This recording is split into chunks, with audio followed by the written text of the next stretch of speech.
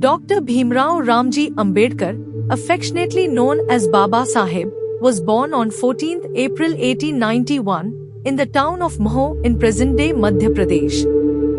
Born into a Dalit family, the Mahar caste, which was considered untouchable in the rigid Hindu caste system, Ambedkar faced extreme discrimination and hardships from an early age.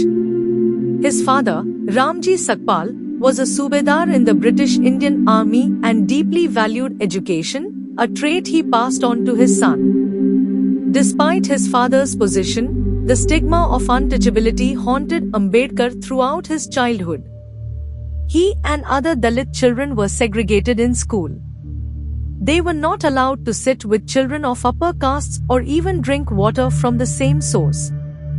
These early experiences of caste-based discrimination profoundly shaped Ambedkar's worldview and became the foundation of his lifelong struggle for equality and justice.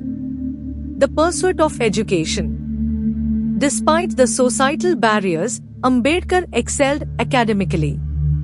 In 1907, he passed his matriculation examination, becoming one of the few Dalits to do so.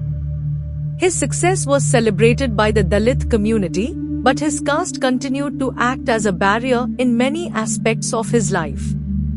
Ambedkar's determination to pursue higher education led him to Bombay's prestigious Elphinstone College, where he completed his undergraduate degree in economics and political science in 1912. However, the financial difficulties his family faced, coupled with societal discrimination, made this journey extremely challenging. In 1913, Ambedkar received a breakthrough. He was awarded a Baroda State Scholarship, funded by the Maharaja of Baroda, to pursue his postgraduate studies at Columbia University in New York.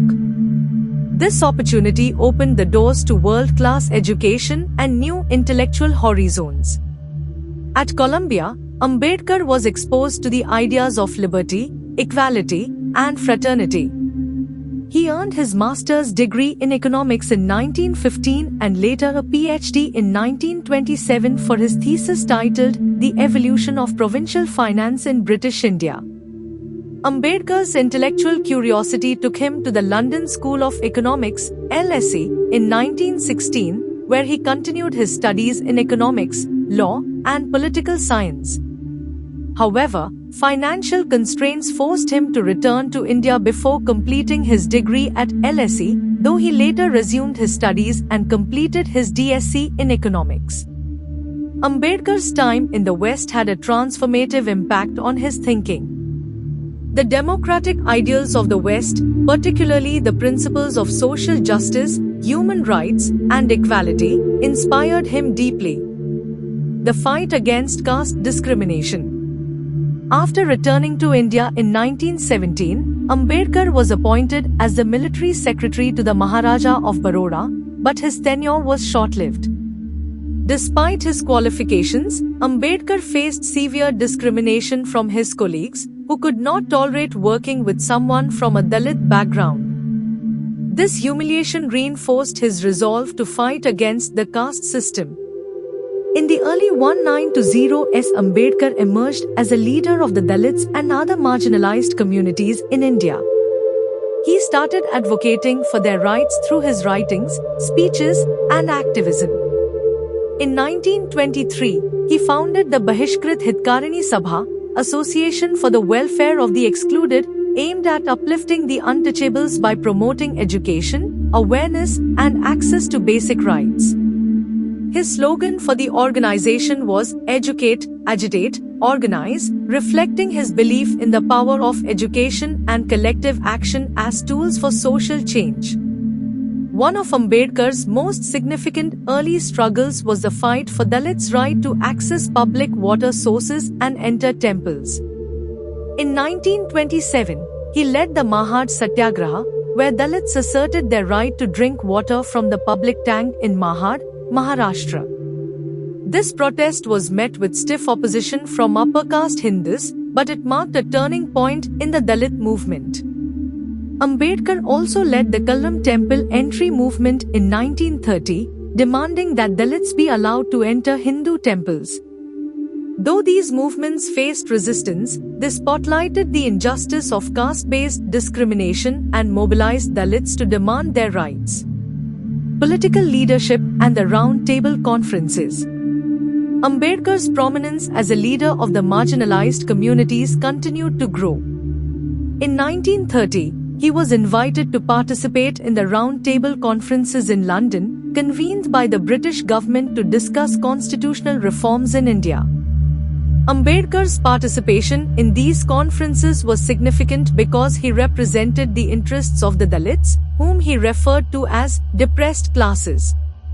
At the Second Round Table Conference in 1931, Ambedkar advocated for separate electorates for Dalits, arguing that political representation was crucial for their emancipation. His demand was met with strong opposition, particularly from Mahatma Gandhi, who believed that separate electorates would divide the Hindu community. This disagreement led to the Pune Pact of 1932, a compromise where Dalits were given reserved seats in the legislature instead of separate electorates. Although the Pune Pact was seen as a setback by some, it established Ambedkar as the primary voice for Dalits in India's political landscape. Architect of the Indian Constitution. In 1947, as India was on the brink of independence, Dr. B.R. Ambedkar was appointed the chairman of the drafting committee of the Constituent Assembly, the body responsible for framing the Constitution of independent India.